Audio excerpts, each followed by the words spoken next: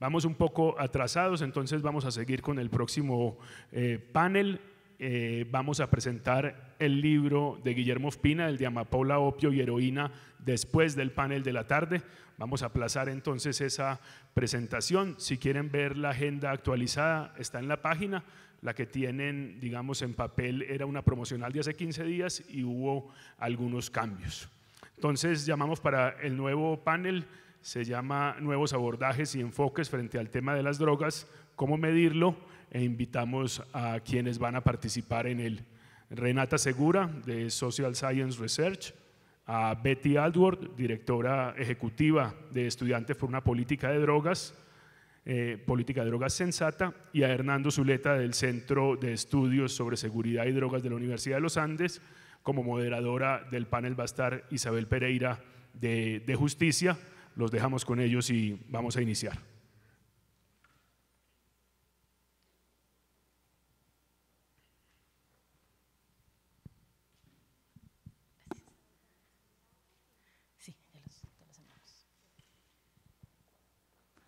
Buenos días a todos, muchas gracias a ATS por la invitación. Y pues este es un panel un poco complicado de moderar porque el tema es muy amplio y también muy rico.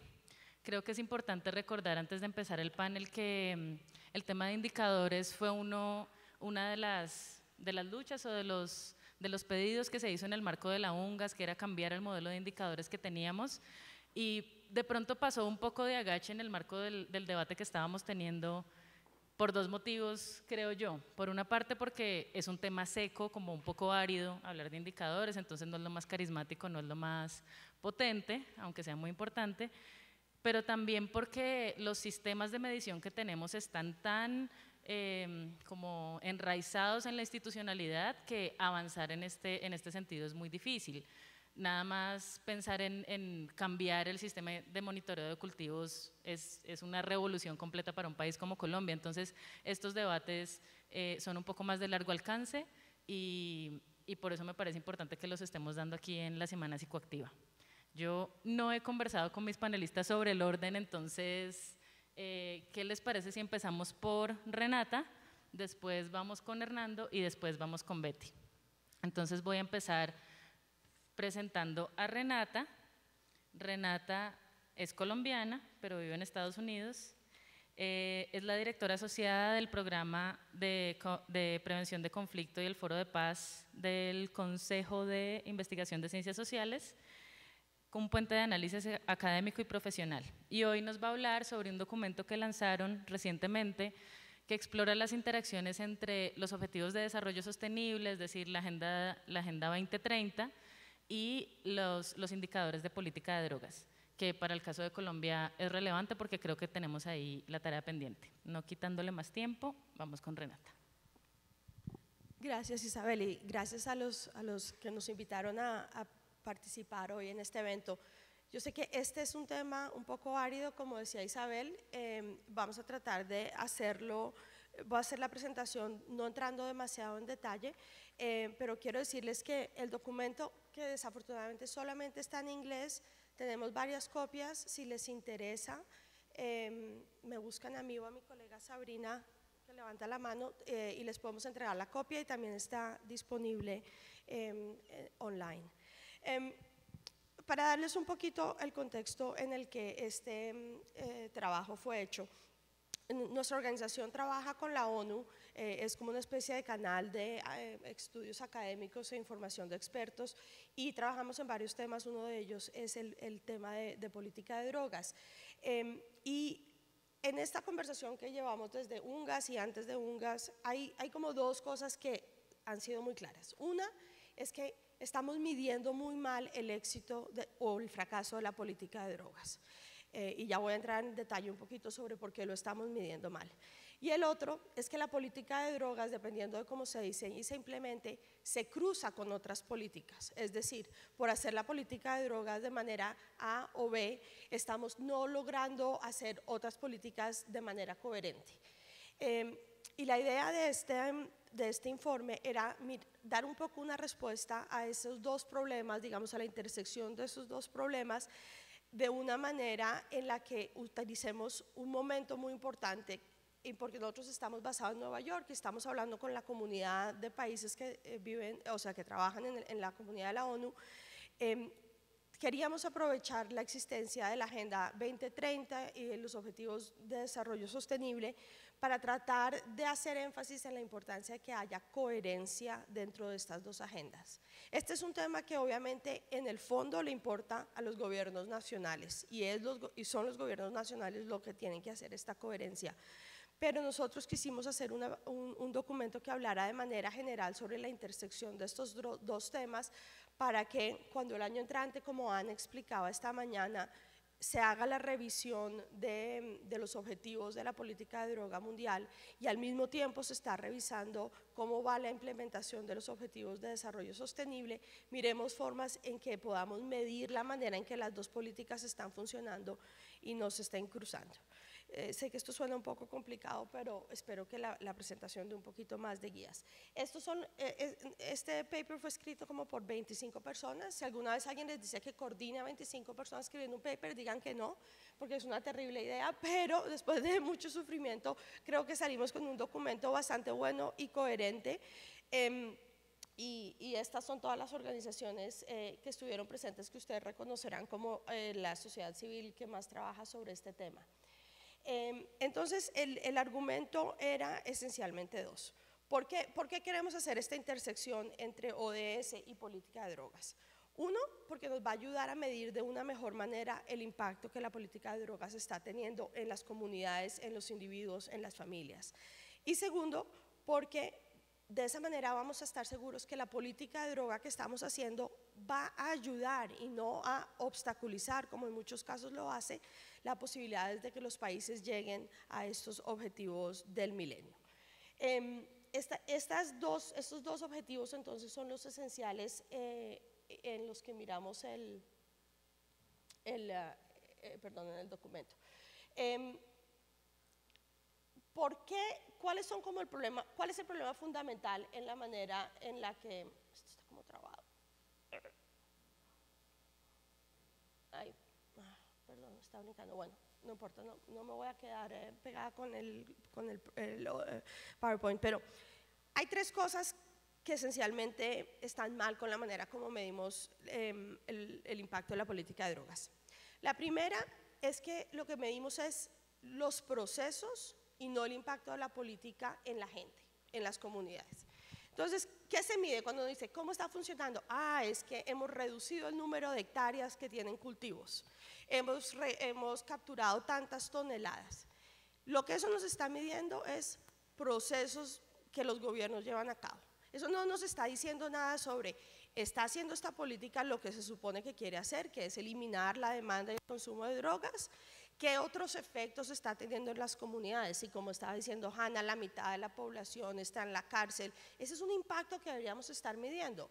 Pero la manera como los países miden en este momento, y en ese sentido es todo el sistema de las Naciones Unidas que lo hace de esa manera, se enfoca solamente en procesos y no en el impacto verdadero de la política de droga. Y ese es un problema muy, muy serio que tenemos que agarrar, digamos, de manera central.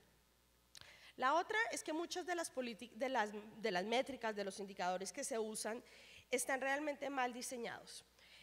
Por ejemplo, uno de los datos es cuánta gente consume drogas, y los países usualmente reportan a la ONU, tanta gente en Colombia consume droga. Ahí está incluido la persona que fumó marihuana una vez en su vida y el señor que se mete 15 gramos de cocaína al día. No hace diferencia entre si usa un tipo de droga o otro tipo de droga, si es un uso complicado o es no. Entonces, estos datos finalmente no nos ayudan a hacer una política que responda a los problemas. Son unos datos generales en los que los países se sienten bien recogiéndolos, pero que finalmente no nos ayudan a entender cuál es el diagnóstico. Y la tercera es que en este proceso en el que los países reportan las métricas sobre drogas, usualmente estas métricas son incompletas, porque, como estaba diciendo antes, se enfocan exclusivamente en ver qué tan eficientes son las políticas públicas en eliminar la demanda y la oferta, pero no en cuál es el impacto que tiene para las comunidades. Entonces, este es un debate que obviamente nosotros no descubrimos el agua tibia, mucha gente ha estado mencionando estos problemas, pero no ha habido un movimiento hacia métricas más sensatas. Y lo que nosotros estamos sugiriendo es que, ya que todos los países del planeta, literalmente todos los países, se reunieron en el 2015, hicieron el acuerdo de los Objetivos de Desarrollo Sostenible, si por una vez en la vida tenemos este consenso de los países sobre cómo vamos a llegar hasta el 2030 o cuáles son por lo menos los objetivos, lo que deberíamos hacer es compatibilizar las dos agendas, ¿no es cierto?, para mirar de qué manera en el proceso en el que estamos haciendo las métricas para los ODS, que todos los países tienen que hacerlas, podemos mirar esto de qué manera se sobrelapa con las métricas de drogas para que podamos mirar estos dos temas de la manera conjunta como realmente tiene que moverse. Entonces lo que estamos tratando de hacer es obviamente mirar que el resultado que un país X pueda tener sobre uno de los ODS no esté subordinado a una meta muy específica de política de drogas. Por ejemplo, si una de las metas del milenio, y vamos a entrar en un momentico, les hablo de algunos ejemplos específicos, es reducir la pobreza, pero nuestra política de droga es fumigar a los campesinos y no darles alternativas extras de población, no hay manera de que el país pueda llegar a cumplir esa meta en la que se comprometió para el 2030. Puede que sea imposible llegar a la meta de todas maneras porque obviamente estas son aspiraciones, pero no tiene ningún sentido que un país se comprometa y haga un esfuerzo gigante de llegar a una meta y al mismo tiempo esté con el codo borrando lo que hizo con la otra mano porque está impulsando una política que es incoherente. Entonces, esa es un poquito como la lógica detrás del argumento de tratar de mirar cómo estos dos espacios tienen que ser coherentes. Entonces, el informe lo que hace es, mira, y ahí entra en la cosa técnica que puede ser un poquito más aburrido para el que no sigue esto con detalle, pero mira cómo se deben diseñar los indicadores para medir los ODS, que es una obligación que los gobiernos tienen, de manera que nos ayude a mejorar el impacto de la política de drogas en los ciudadanos, en las familias, en las comunidades, y también examina cómo las métricas pueden ser diseñadas de manera más precisa, más completa, mejor concebida. El paper entra un poco en detalle sobre cómo funcionan los indicadores del ODS en aras de que no se mueran todos del aburrimiento y de tiempo. Voy a brincarme, pero si quieren después podemos conversar sobre eso. Pero lo importante es que el año entrante hay esta conjunción en el 2019 en que va a haber una evaluación de ambos espacios por varias instancias internacionales, entonces es un buen momento para empezar a pensar sobre ello. Es importante que sepan que los ODS tienen 169 objetivos, 244 metas, y que cada país reporta sobre sus avances de manera voluntaria. Los ODS entonces están relacionados en muchos niveles con la política de drogas y eso queda claro en el World Drug Report del 2016, especialmente porque muchos de los temas de desarrollo sostenible son centrales al tema de drogas, ¿no es cierto? Pobreza, inequidad, etcétera.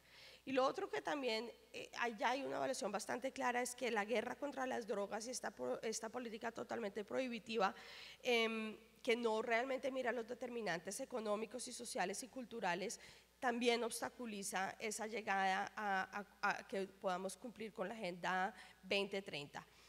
Y lo otro que es importante que hay que pensar es en esto que los países llaman de manera muy gentil las consecuencias no deseadas, que es, o sea, nadie está intentando incrementar la pobreza, ¿no es cierto? Ese no es el plan, no es que el ministro diga, yo voy a fumigar y voy a incrementar la pobreza, pero para este punto de la vida realmente habría que considerar esas consecuencias no deseadas. Que no sean deseadas no quiere decir que no podamos contemplar qué van a pasar, ¿no es cierto? Y es importante realmente tratar de hacer este análisis que sume las dos perspectivas para que esas lo digo en comillas porque realmente es una manera en que los gobiernos a veces se lavan la mano de la responsabilidad de saber que sus políticas tienen algunas consecuencias que deberían ser naturales. Entonces, lo que hace el documento. Voy a referirme brevemente a 2 o 3, ¿cómo estoy de tiempo? Ok, entonces solamente me voy a concentrar en el primero y después si quieren ver el documento hay más, obviamente podemos mirar, esto podría ser múltiple pero nosotros escogimos unos básicos. El primero que miramos es el de la pobreza, ¿no es cierto? Que ya me había referido, la pobreza es un factor que aumenta las posibilidades de que haya cultivo de droga de uso ilícito y que las poblaciones vulnerables se involucren en el tráfico de drogas ilícitas. Todo lo que el documento hace, y para la gente que trabaje esto de manera más técnica le puede interesar, es que sugiere algunas métricas que los gobiernos podrían empezar a recoger, ¿no es cierto?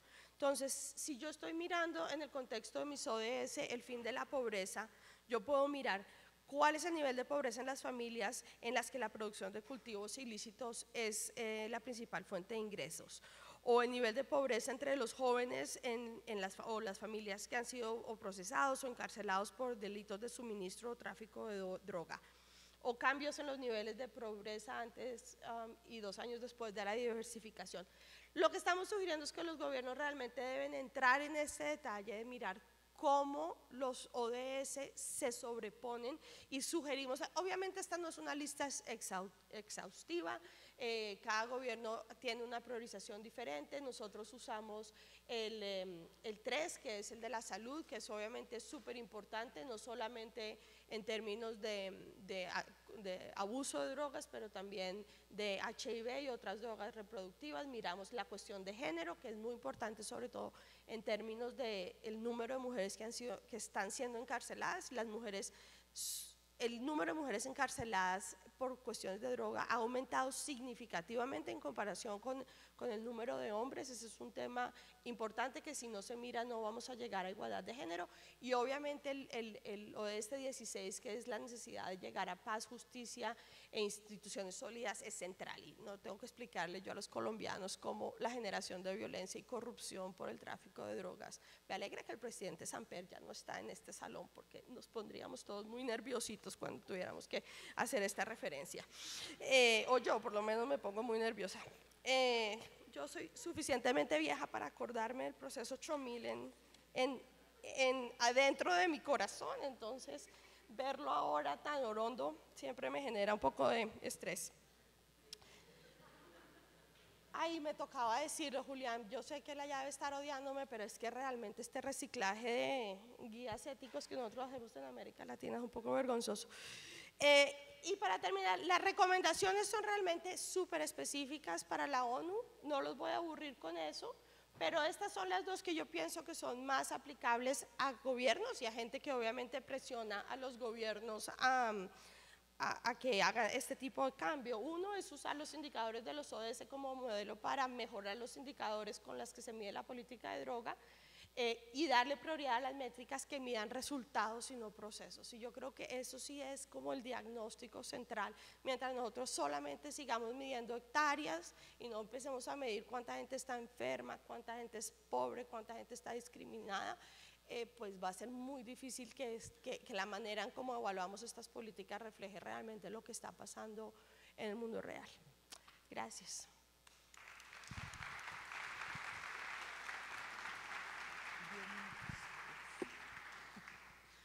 Muchas gracias, Renata. Creo que solo comento 2 cosas chiquitas, sé que estamos cortos de tiempo. Lo primero es recordar que Colombia fue líder, de hecho, en el proceso de elaboración de la Agenda 2030.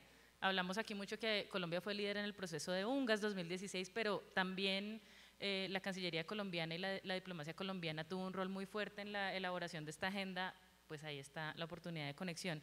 Y lo otro es que muchas de las cosas que el documento propone es información que los gobiernos ya están recopilando, o sea, no es que no sepamos niveles de pobreza, no es que no haya un índice de pobreza multidimensional, la información está ahí y el problema es que no se está canalizando para completar estos indicadores de cómo vamos en política de drogas. Ahora vamos a seguir con Hernando, que creo que nos va a hablar más a nivel nacional, si estoy bien, ¿sí? Hernando Zuleta es profesor asociado del Departamento de Economía de los Andes y también es director del Centro de Estudios de Desarrollo Económico y también director del Centro de Estudios de Seguridad y Drogas CESED de los Andes. Muchas gracias, Hernando. 10 minutos, por favor. Bueno, muchas gracias. En estos asuntos de drogas creo que hay discusiones interesantes en varios niveles, digamos, desde el problema de concepción de la política de drogas en general hasta problemas relacionados con aplicación de políticas específicas. Digamos, y es imposible abordar todos los temas todo el tiempo. Y en particular, en la interacción con ciertas instituciones o con ciertos individuos es totalmente ineficiente abordar problemas amplios. De hecho, de otra forma, dada la legislación actual, es inconducente tratar de convencer, qué sé yo, tratar de cambiar toda la legislación. Entonces, digo esto porque creo que es importante dar pequeñas batallas para ir ganando, para ir dando pequeños pasos. Una de estas batallas tiene que ver con la medición. Yo estoy de acuerdo con Renata en que medimos mal, pero voy más allá, medimos mal los procesos. Digamos, los procesos como los entiende ella. Medimos mal la penetración del narcotráfico en la sociedad. Y ahora les voy a explicar por qué lo creo. ¿Me prestas esta cosa? Gracias. Entonces, aquí, ¿a dónde apunto? Ok. Entonces, lo que quiero decir hoy es que necesitamos evidencia. Claro, hay una cantidad de evidencia. Ahorita veíamos evidencia sobre los efectos de la legalización de la marihuana en estados de Estados Unidos, pero en el caso colombiano tenemos una cantidad de huecos de evidencia que digamos, que impiden debates que conduzcan a abandonar políticas que son inconducentes o contraproducentes. Y también necesitamos evidencias para hablar sobre información cierta.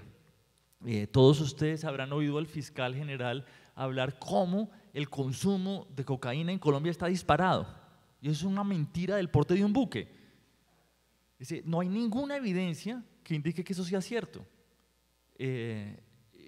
Claro, no hay ninguna evidencia que pruebe que está equivocado. Y eso es lo que tenemos que producir. Tenemos que producir evidencia para decir, sí señor fiscal, usted tiene razón, venga y vemos qué hacemos, o para decir, no señor, deje de decir mentiras. Y bueno, y tenemos que producir estadísticas también para que la política realmente esté basada en evidencia. Entonces, yo sigo perdiendo esta cosa. Entonces, no puedo, ya. Entonces, por el lado de la demanda, ¿qué necesitamos? Necesitamos indicadores de consumo problemático y de adicción, por tipo de droga y desagregado a nivel regional. ¿Sí? ¿Por qué? Porque nuevamente en esta discusión con el fiscal, lo mejor que puede hacer uno es mirar encuestas que son significativas a nivel nacional, pero no a nivel, por grupos etarios, encuestas que son significativas para Bogotá, etc. Pero no podemos hacer comparaciones serias. No tenemos ni idea de la penetración, digamos, hay una cantidad de vacíos ahí. Y creo que esto es importante porque cuando uno empieza en las discusiones acerca de regularización, legalización, etcétera, dice, no, básicamente usted lo que está tratando es de que la droga llegue a todo el mundo y que tengan todos estos problemas. Dice, bueno, no, sabemos que hay una cantidad de consumidores no problemáticos. Y en la medida en que no son problemáticos, tenemos que ocuparnos de ellos, tenemos que… Entonces, eso sería otra discusión muy profunda, muy grande, pero en todo caso deberíamos estar en capacidad de cuantificarlos, y no estamos. Tenemos información, como qué tan adictivas son unas u otras drogas, y podemos trabajar sobre esa información, pero igual, no lo usamos en los debates. Tenemos que utilizar indicadores de daño asociado al consumo y bueno, y tener una caracterización completa de la población consumidora. Eso no lo tenemos. Desde el CCD hemos hecho esfuerzos con recursos limitados para tener encuestas. Y y tenemos, creo que lo último que tenemos es esas encuestas de Bogotá y Medellín, para comparar Bogotá y Medellín. Está el Ministerio de Justicia, tiene encuestas, pero no tenemos un sistema de información completo. Y por el lado de la oferta, tenemos una cantidad de datos, en mi concepto, mal articulados. Primer punto, ¿cómo se mide el éxito o fracaso de la política antidrogas en Colombia? Ustedes le preguntan a cualquiera y dicen, no, el área cultivada. Estamos inundados en cocaína. El área cultivada. Y eso es un error, otra vez, un error monumental. ¿Por qué? Porque desde el 2006 hubo un cambio de énfasis en la política antidrogas, un poco pensando en desarrollo. ¿Sí? Hay que pegarle a los eslabones más fuertes de la cadena y básicamente se le hace más daño al negocio si las intervenciones de las autoridades destruyen mayor valor. Y se destruye mayor valor incautando 1 kilo de cocaína que erradicando 1 hectárea. Ok, ¿y por qué seguimos midiendo hectáreas? Bueno, obviamente necesitamos medir hectáreas, pero entonces la propuesta que yo hago o que hacemos desde el CECET es que miremos las incautaciones.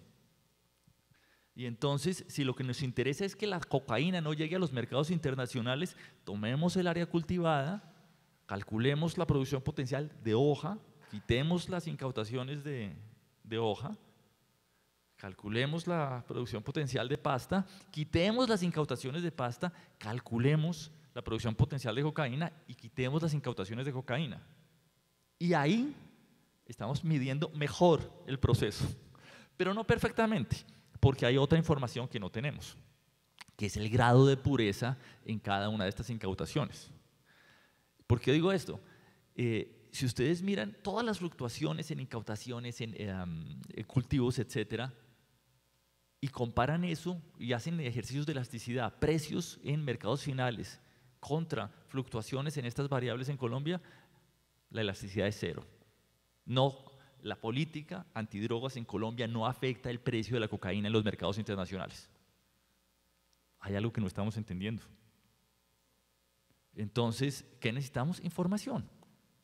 Y necesitamos articular la información que tenemos. ¿Qué estoy haciendo? Me demoro mucho pasando esta cosa. Aquí está. Ah, caray. Listo. Entonces, no, me eché para atrás. Se me acabó. Bueno, me perdí. En todo caso, nosotros tenemos un boletín que es con esta propuesta, que las autoridades dejen de medir solamente área cultivada y que utilicen toda esta información para tener un indicador de cocaína. Y ahí todavía no hemos terminado de medir el proceso, porque la racionalidad que hay detrás de la lucha contra los cultivos es un aumento en la oferta va a generar una caída en el precio que aumenta el consumo. Entonces tenemos que mirar cómo va eso y tenemos que hacerle seguimiento a los precios en mercados intermedios y en mercados finales. Y mientras no hagamos eso, vamos a estar mal enfocados.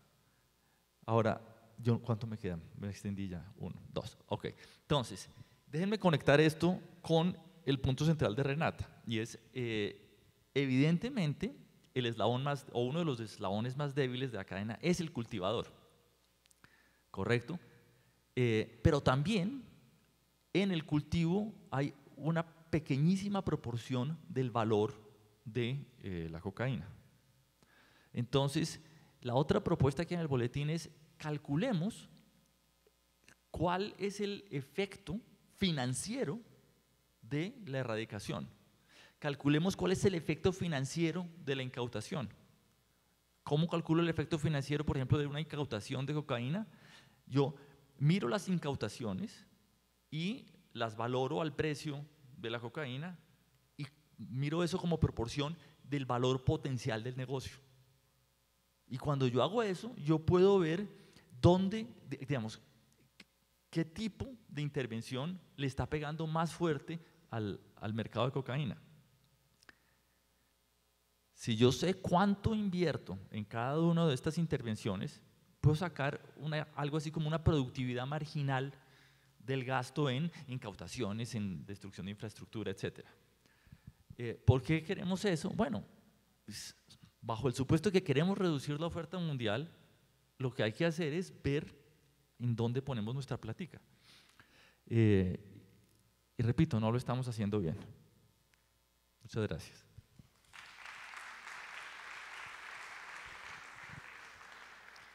Muchas gracias, Hernando. Invitamos a Betty, que estaba fuera por la traducción.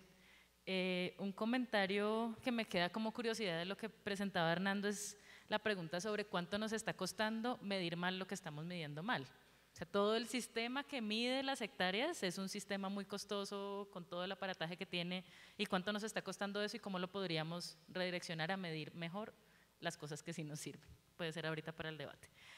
Ahorita seguimos con Betty Aldworth. Betty es la directora de Estudiantes para la Política de Drogas Sensata y desde 2014 lidera esta organización. Y hoy nos va a hablar sobre el proceso de legalización de cannabis en Estados Unidos, particularmente en Colorado, enlazando con los temas de cómo están las muertes por sobredosis por opioides y cómo la legalización de cannabis puede estar impactando o no esta situación. Muchas gracias. Thank you for having me today, and I'm sorry that I can't present in Spanish. I'm learning, but it's not good enough yet, and I had to step off stage to hear the translations clearly.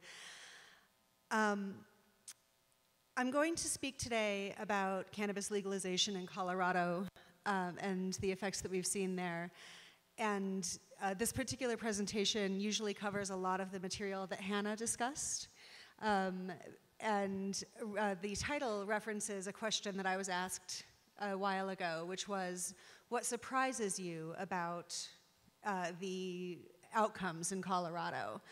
And my answer was that I didn't know that we would be so right. I knew we would be quite right, but I didn't know we would be this right. Many of the outcomes that we expected have proven themselves, and perhaps sometimes even better than we had hoped. And so I'm going to talk about some of that, and then some of the new ways that we could measure the outcomes of drug policy reforms in regulated legal markets, and in particular, what we should be looking at in Colorado. On this next slide, we'll see a note from an op-ed from a very concerned Coloradan saying, marijuana devastated Colorado, don't legalize it nationally. On the next slide, which I think is not working here. Let's see. Oh, maybe.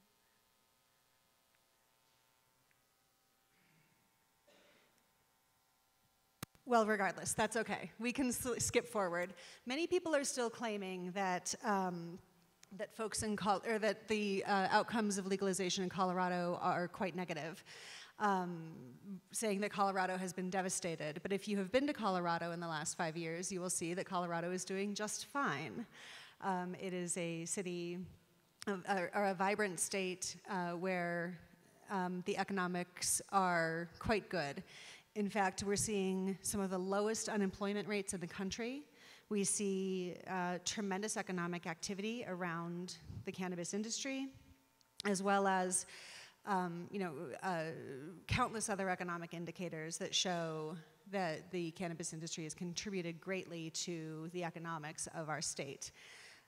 A few of the difficulties include that companies which conduct drug testing and don't allow their employees to use cannabis outside of the workplace are having trouble hiring, particularly among young people, because some smart young people are coming to Colorado and using cannabis. Surprise, surprise. And we are also seeing unemployment rates that are so low that they are considered problematic by economists. So if we skip to the next slide, we can see that we have also, let's see, there we are. We also see that Colorado has been able to generate a great deal of tax revenue through the legalization of cannabis and its legal sale, amounting to $250 million last year, approximately, which has helped our state tremendously, of course. That's a large chunk of money for any single American state.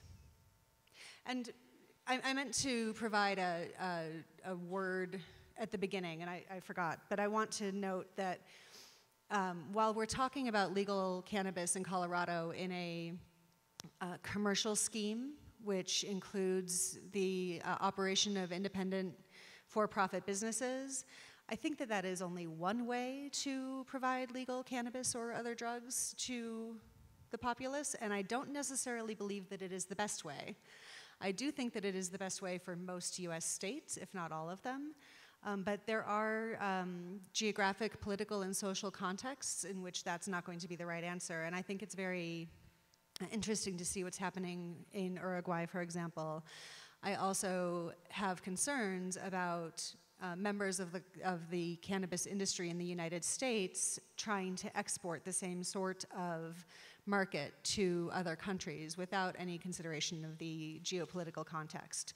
So the caveat being that I know that I'm speaking from a very American perspective, and I hope that that will be considered by the audience. This is by no means advocacy for this answer for everyone. So if we skip ahead 2 slides to arrest rates, I know Hannah talked about arrest rates quite a lot. We do see that arrest rates have fallen across the board for marijuana-related offenses for grown-ups, for people over 21, but not for people under 21, and we'll address that in a moment. We've also seen improvements in driving under the influence essentially stable rates with slight drops in driving under the influence of alcohol and other drugs, including marijuana. Although we are seeing more enforcement of marijuana-related DUI, marijuana-related activities which are still illegal are being enforced against more heavily because now people are looking for it much more.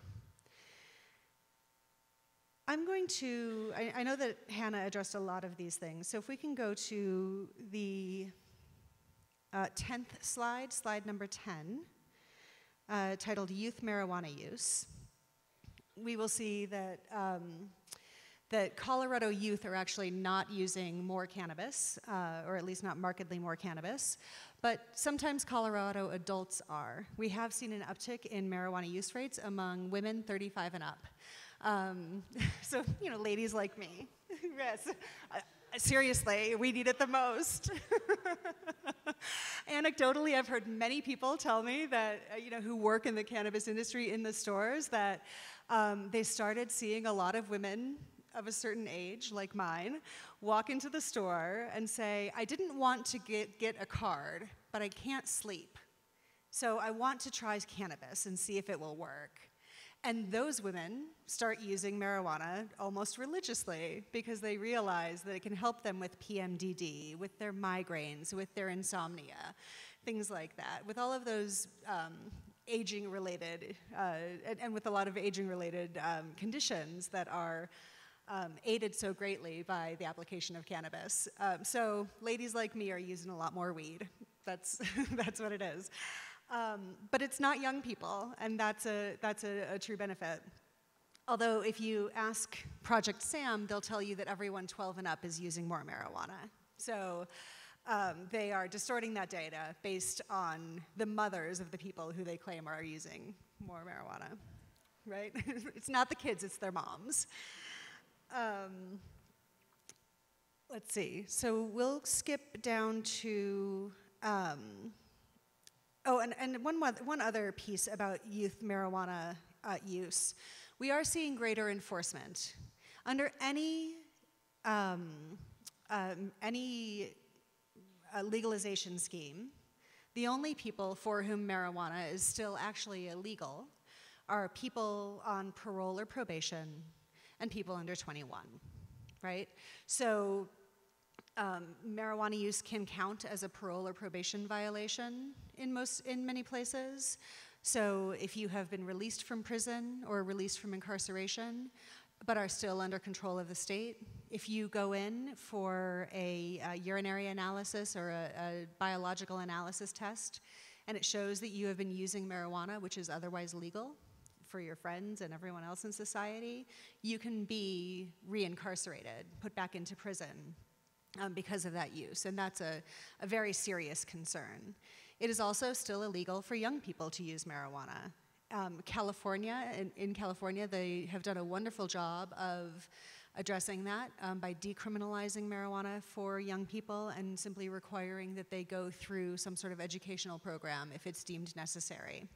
But in Colorado, we still see a very large number of youth arrests, and in fact, those are not only increasing, but the racial disparities associated with them are increasing as well.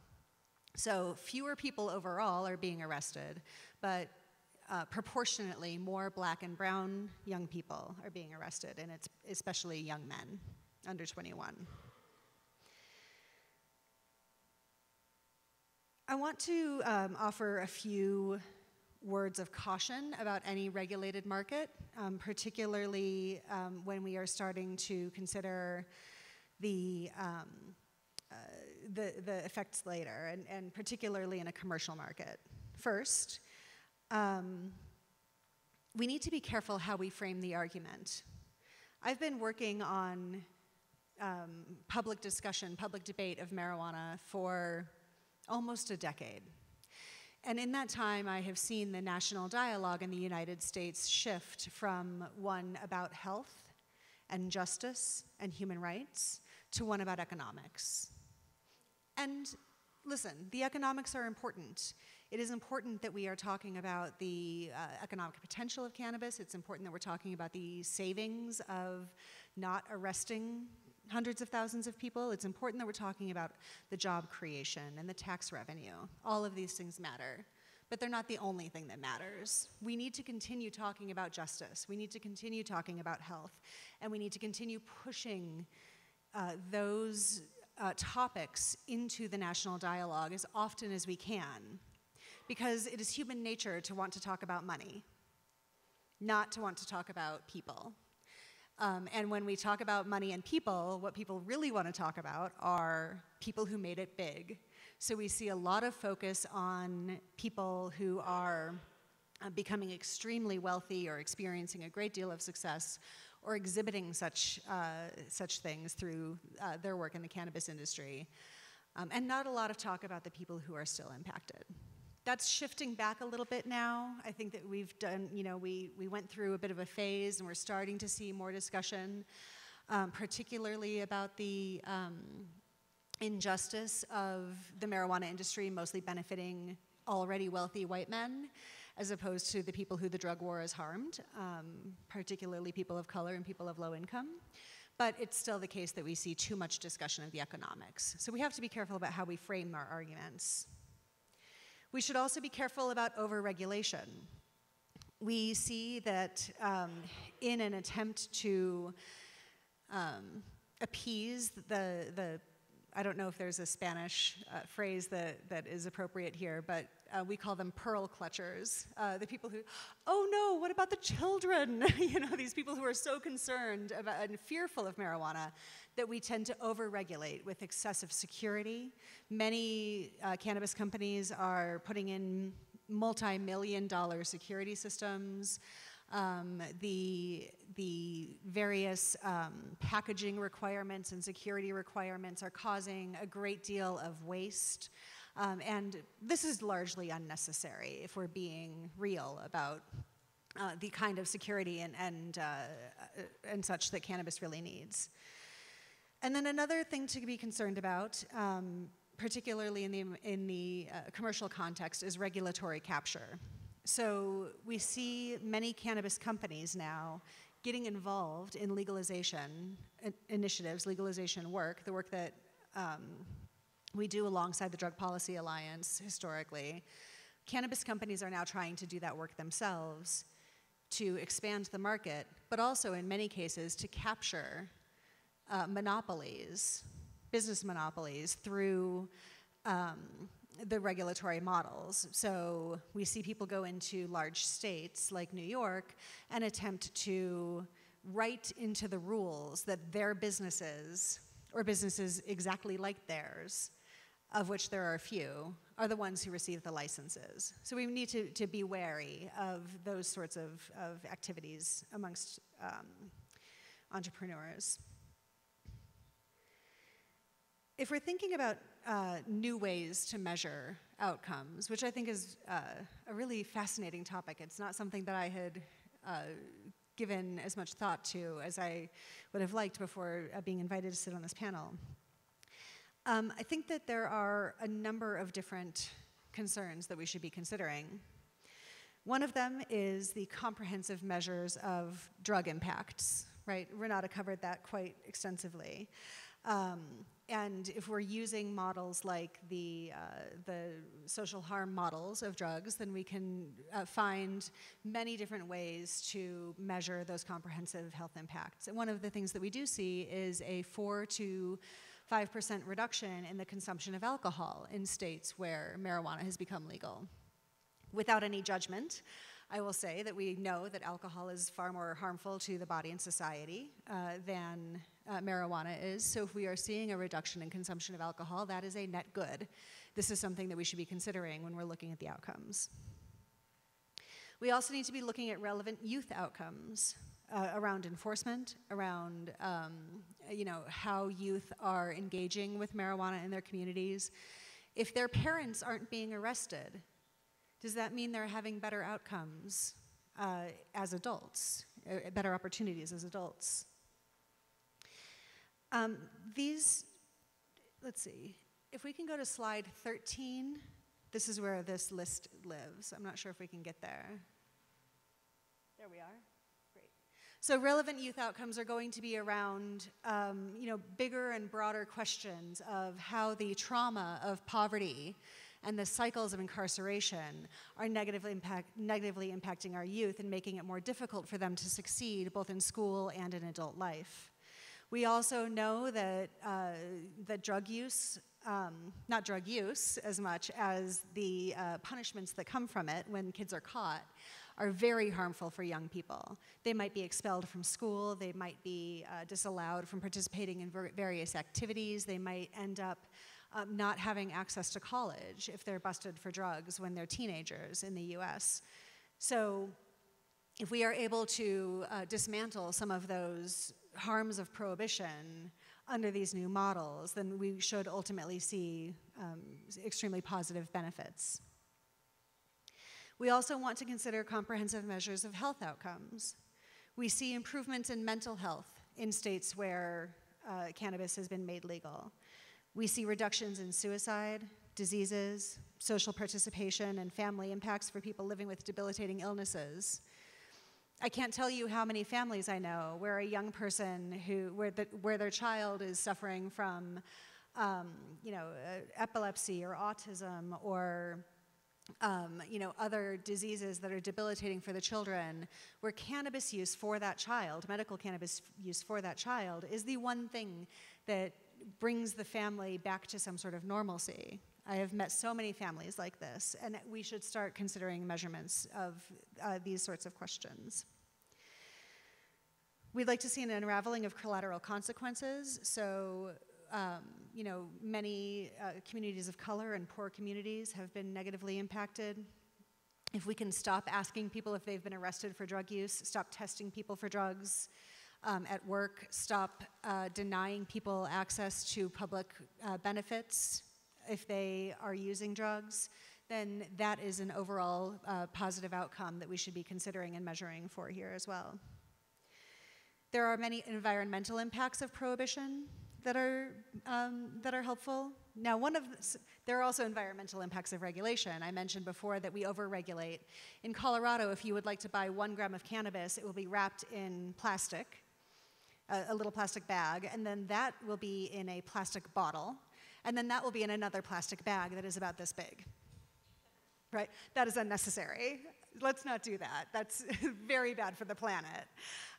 Water and energy use are other concerns that we need to be thinking about, especially for cultivating indoors and demanding that people cultivate indoors.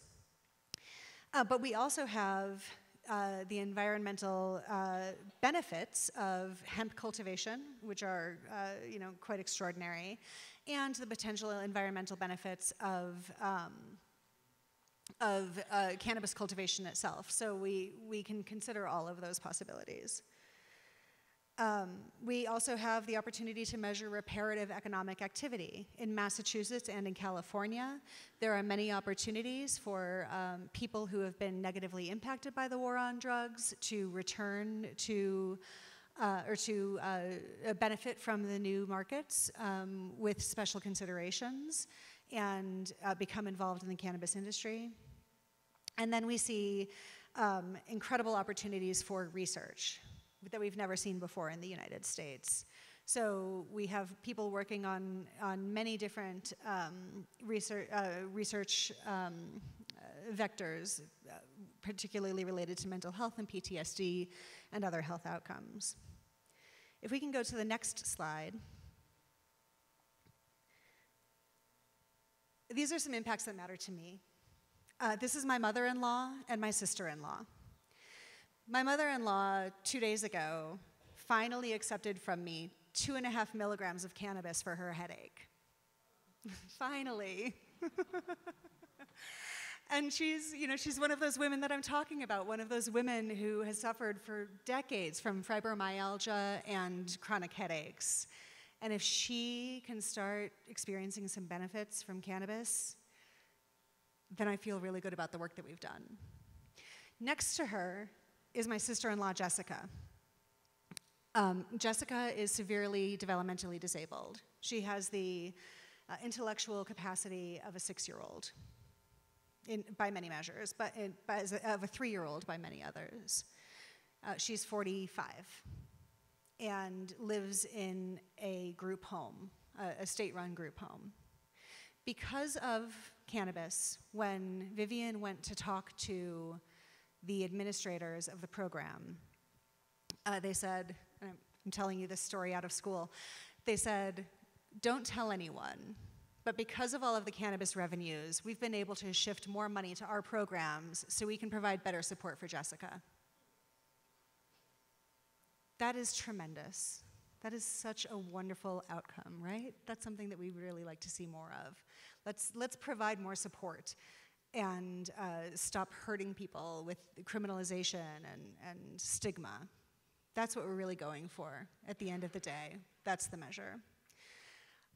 The next slide contains my contact information and the contact information for Students for Sensible Drug Policy. I do hope that you'll be in touch. If you would like to start a chapter of SSDP here or anywhere else, we have chapters in 29 countries. And a growing and vibrant international program. We'd love to have you join us. Thank you very much for your time.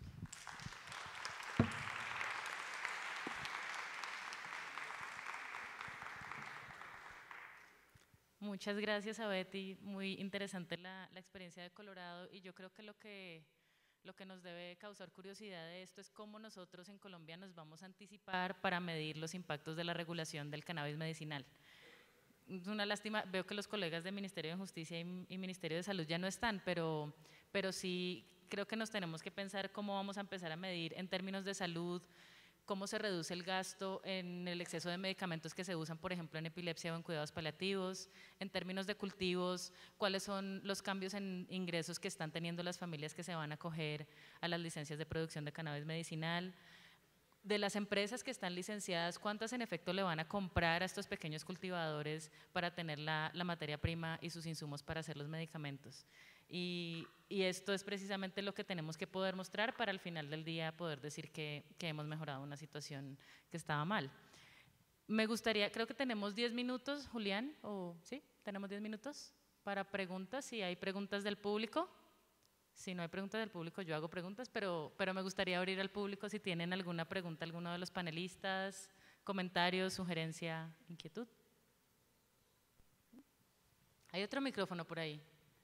¿No? ¿O habla duro? Respecto al cannabis regulado en Estados Unidos, ¿qué variedades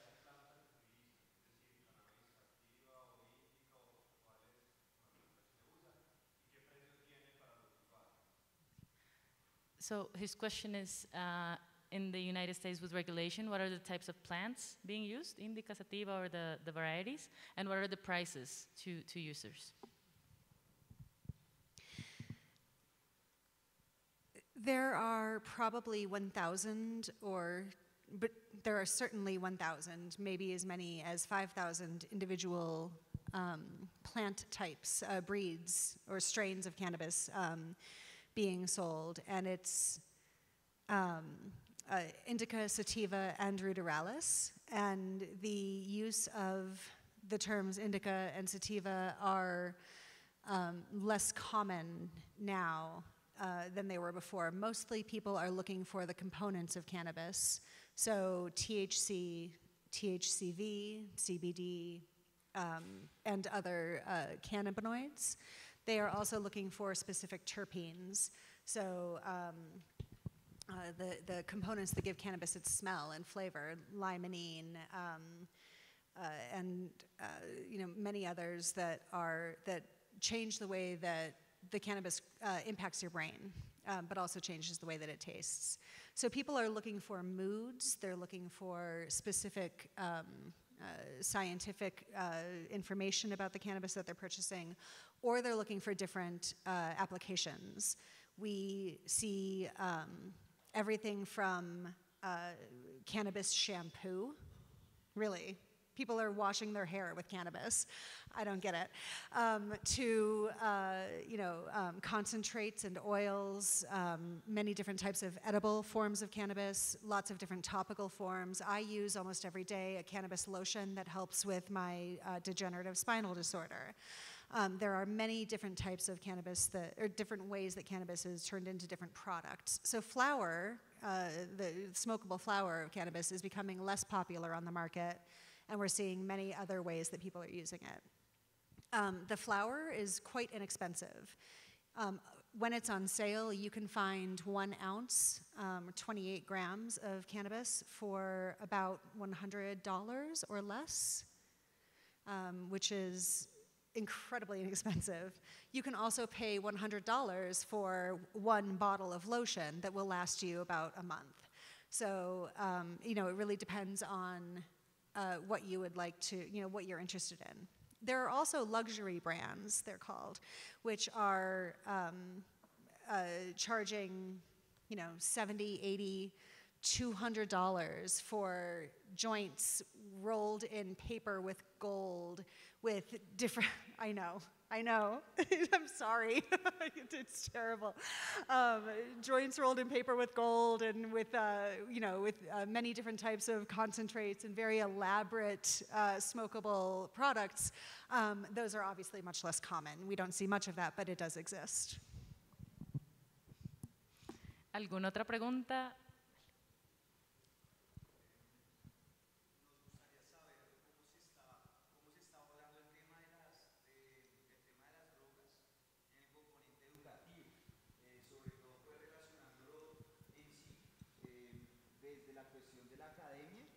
Hablándolo de colegios, universidades, o si se ve de una manera complementaria por medio de cursos pedagógicos que se realizan, pues en el caso específico en Colorado o en los estados donde se legaliza pues el tema de la marihuana. This question was about how they're making campaigns in education programs in universities or schools, or if there are complementary programs outside. Public health departments run by states and counties are doing a great deal of education around cannabis. And in fact, more education around cannabis in legal states than around more harmful drugs like alcohol and tobacco.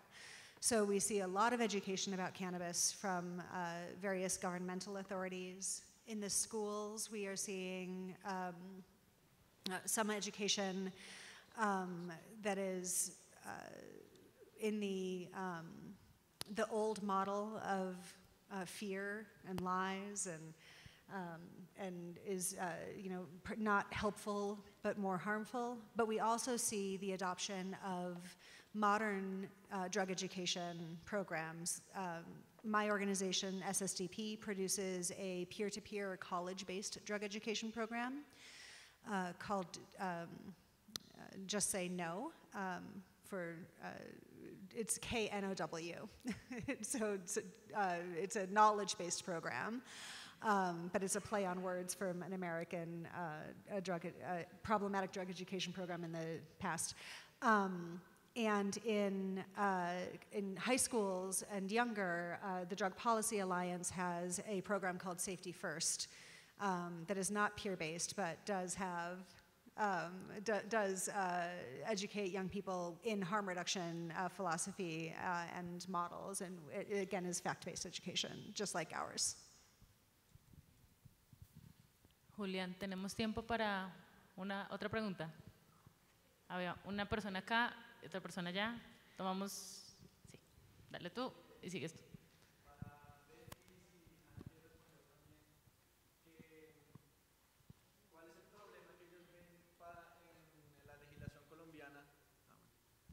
Hola. ¿Cuál es el problema que Hannah y Betty ven en la legislación colombiana que no permita los dispensarios de cannabis medicinal? ¿Y cómo puede esto afectar a que las personas puedan tener mejor acceso a los medicamentos que van a salir ya a finales de 2018 o en 2019? A ver si entendí bien, como ¿cuál es el problema de que no vaya a haber dispensarios acá en Colombia? ¿Cómo lo ven ellos? Okay. So the question he has is to Hannah as well. What is, if you see a problem in the fact that the medicinal cannabis regulation here in Colombia will not have dispensaries per se, and how will this affect the access to patients who need medicinal cannabis? And Hannah, if you want to jump in. Some regulation, some opportunity for legal use is better than nothing.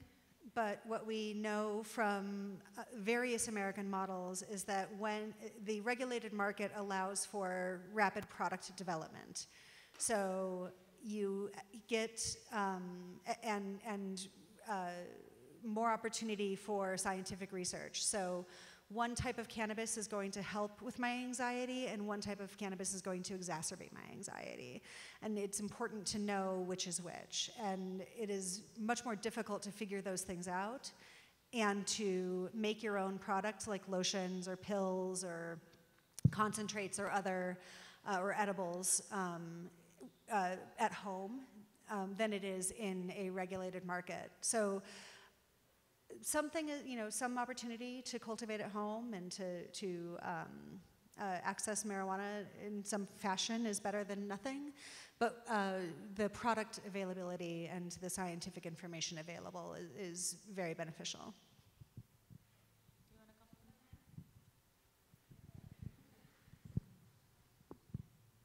Solo para añadir muy brevemente que el modelo de los dispensarios no es el único, es lo que tenemos en los Estados Unidos y funciona bien para algunas cosas, pero también hay los modelos de, no sé, clubes de cannabis o, por ejemplo, en Uruguay, donde se legalizó tanto por médico y no médico, se venden los dos en farmacias. Su como racionamiento después atrás de esto fue que hay farmacias en todo Uruguay, también en el interior del país, hay mucha confianza entre los que trabajan en las farmacias y los pueblos, y también se da como una conexión a sistemas de salud.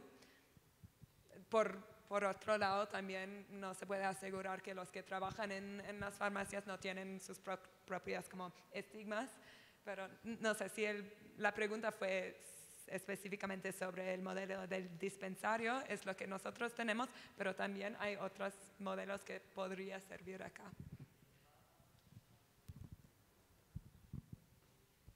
¿Hay otra pregunta por allá?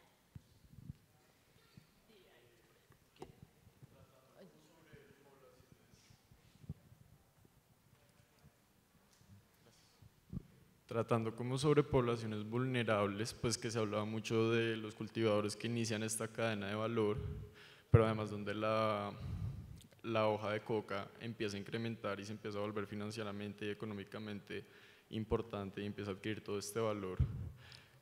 ¿Qué hay sobre el final de la cadena de valor, que sería el dealer y el consumidor? Porque tenemos a otra población marginal y vulnerable que se está enfrentando a la policía en las ciudades, Entonces, ¿cómo se puede medir qué hay en este momento? ¿Cómo empezar a ver qué está pasando? Porque me imagino que al final de esta cadena productiva o esta cadena de comercio, pues se genera un incremento altísimo. Ahí es donde la cocaína se rinde, ahí es donde empiezan a jugar otro tipo de elementos en la calidad, y ahí es donde genera finalmente como un ingreso en otro tipo de mercados, y unos mercados urbanos, que además pues son mercados que movilizan y ayudan a la gente a sobresalir en las ciudades, pero que también los enfrentan a otro tipo de violencias.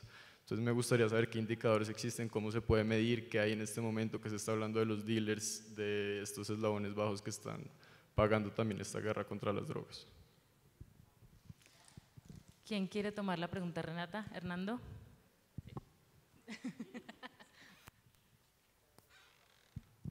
Gracias. Sí, es una buena pregunta. Si uno mira la cadena de valor, lo que ve es que hay una caída gigantesca en las últimas etapas. Entonces, fundamentalmente hay una, aunque el valor del negocio es gigantesco, hay una gran dispersión. De manera que, digamos, el dealer, el último dealer, en general es una persona vulnerable. En general, hay casos en que no. Y es relativamente fácil de perseguir. Entonces, si uno mira arrestos, capturas, judicializaciones, hay una cantidad en ese nivel, donde tampoco hay, tampoco hay mucho valor. Pero además son individuos fácilmente reemplazables. Y eso encaja en una discusión súper actual ahora, que es la idea del fiscal o la queja del fiscal con respecto a la dosis personal. Y es, cuando se acepta que hay aprovisionamiento, digamos, se pierde de vista o se pierde el límite de la dosis personal. Y entonces eso quiere decir que no es posible judicializar a dealers. La sentencia de la Corte parte de un caso específico de un habitante de calle, que no hay nadie más vulnerable que un habitante de calle. Bueno, en realidad queremos judicializar a habitantes de calle. Probablemente alguien responda que sí, pero me parece que por lo menos en lucha contra las drogas ese no debe ser el objetivo. Entonces, sí, es un punto importante. ¿Qué información tenemos? Bueno, como dije antes, tenemos muy poca información sobre consumidores y tenemos una información interesante sobre dealers, que es la cantidad de individuos que van a prisión por posesión de drogas, que es altísima y que tiene un costo, otra vez un costo económico altísimo, pero tampoco hemos trabajado mucho con esas cifras.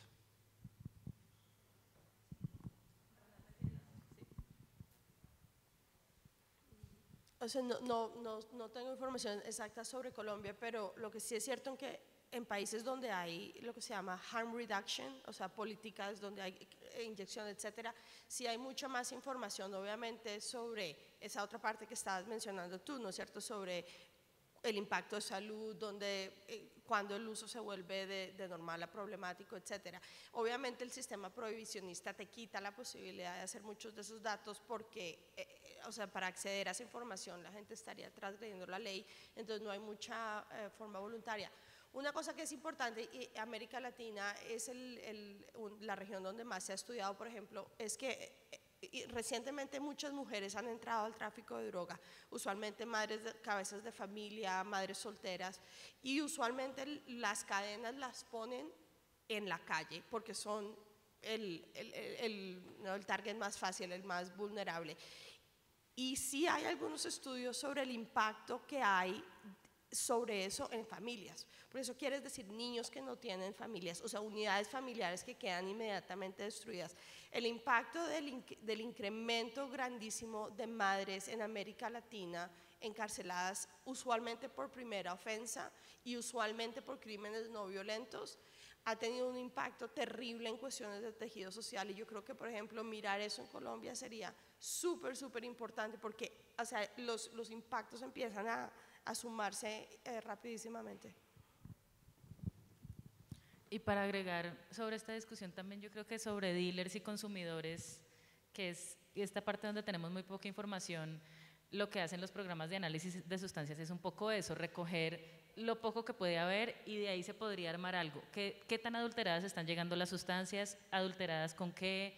¿Qué efectos tiene esto? Y cómo va aumentando también el número de personas que se acogen a analizar su sustancia. Eso también puede ser una manera de alimentar estos indicadores. Creo que tenemos, nadie me ha dicho hasta cuándo tenemos tiempo. ¿Hasta cuándo tenemos tiempo? ¿2 preguntas más? ¿Sí? Hay muchas manos. Ay, escoge tú. Bueno, pues muchas gracias, muy interesante, sobre todo las presentaciones sobre Estados Unidos, pero yo ahí tengo una pregunta pues que me parece importante. Yo no estoy de acuerdo con lo que está pasando en Estados Unidos necesariamente en la forma como se está haciendo el tema de la marihuana, y en una discusión en la que estoy con San Francisco hay 3 razones por las cuales creo que por lo menos para los que estamos de este lado del charco la pregunta que quiero hacerles sí es importante. Uno, ¿cuántas personas se han dejado de morir en los países del sur por todo esto que ustedes están hablando? O sea, por la regularización de la marihuana en Estados Unidos. ¿Eso qué impacto ha tenido en términos de seguridad en los países que no son Estados Unidos? Lo segundo es, dentro de la cadena de valor que ustedes mencionan, pues claro, a nivel de Estados Unidos, pues es muy interesante, pero a nivel global, ¿eso cómo se relaciona con el tema de los derechos indígenas o con el tema de la propiedad intelectual? Porque lo que está pasando no solamente le está abriendo la puerta a la marihuana, sino evidentemente a otras sustancias que no son solamente la coca, sino la ayahuasca. ¿Sí? Entonces, me parece muy interesante lo que están diciendo a nivel de Estados Unidos, y uno dice, no, claro, entonces hacemos todo eso en todos los países y entonces todo el mundo se beneficia. Pero de fondo hay una discusión que yo creo que en términos de indicadores no se está viendo, y es, uno, el tema de la cadena global, y 2, en términos de violencia y de distribución de ingresos, eso digamos, eso, ¿qué impacto tiene para los países que, sí, mal dichos, productores del sur? O sea, el 75% de la producción global de cocaína y amapola está en Colombia, Afganistán y Myanmar. ¿Y qué? Entonces, mi pregunta va específicamente a cuáles serían esos otros indicadores que no son solamente para Estados Unidos, para temas de salud, de encarcelamiento, que me parecen muy interesantes, y cuáles serían entonces las perspectivas en temas de producción y de violencia para el resto de los países que no necesariamente están en esa lógica, sabiendo que no necesariamente la única salida es legalizar, o que eso puede tomar un tiempo, y que además si hay de por medio un tema de propiedad intelectual que es muy, muy fuerte, en donde no necesariamente los saberes ancestrales o los saberes indígenas, agroindustriales o lo que sea serían reconocidos. Listo, no sé si Betty quiera tomar esa pregunta. Yo creo que sí, para complementar también cómo nos estamos pensando esos efectos transnacionales, por ejemplo en México, ¿qué ha pasado después en México? Esas poblaciones que cultivaban marihuana en México y que la exportaban a Estados Unidos para el mercado ilegal, ¿qué pasó con esas poblaciones ahorita que perdieron ese mercado, digamos? I unfortunately have not had enough time to look into this question as deeply as I would like, and that is a failing, and I'm sorry. I will say this, whether we are talking about the impacts, when we're talking about the impacts beyond our own borders, it is a very important question. And the legalization of cannabis in some states in the US does not mean that there isn't still a vibrant illicit market, which is sometimes very dangerous for its participants, particularly those who are marginalized, who have the least power in those markets. And that is going to be a problem until we have addressed the criminalization and production and trade of cannabis globally. So one of the outcomes that we should consider is, are we able to take the impacts of legalization in places like Colorado, Uruguay, and the new experiments in the Netherlands and everywhere else, and use those to inform the legalization and regulation either in commercial or other structures throughout the world, so that we're ending prohibition everywhere, because that is the only thing that's going to fix this problem on a global scale. And that is true for cannabis, but I think that it is also true in many ways for other drugs, although with very different considerations. Cannabis is the most frequently used illicit substance in the United States. It's the second most used intoxicating substance in the United States, non-pharmaceutical, and is so I think that it brings up different questions for the US and the world, because we are such voracious consumers of cannabis and other drugs. So there's a lot in your question, and it's hard to get through all of it, but I will say that there is there are many words of caution that come from the lessons we've learned in the legalization of cannabis.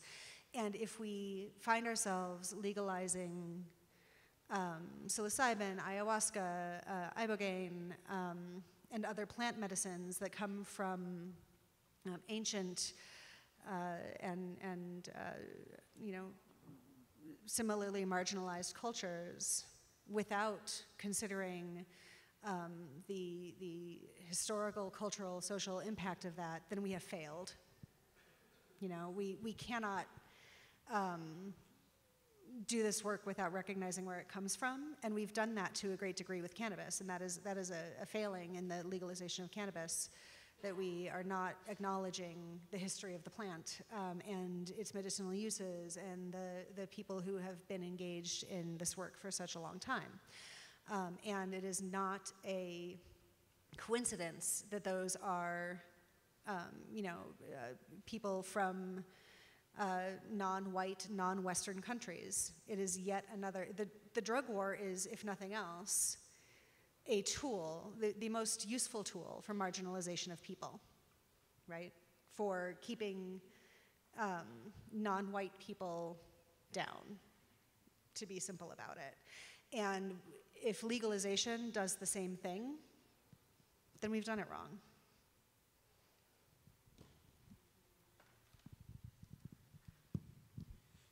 Bueno, me dicen que ya se acabó el tiempo, todos creo que queremos almorzar. Quiero agradecerle a los panelistas por también la disposición de contestar las preguntas. Seguramente se los encontrarán más tarde para seguir haciéndoles más preguntas y seguir el debate. Muchas gracias.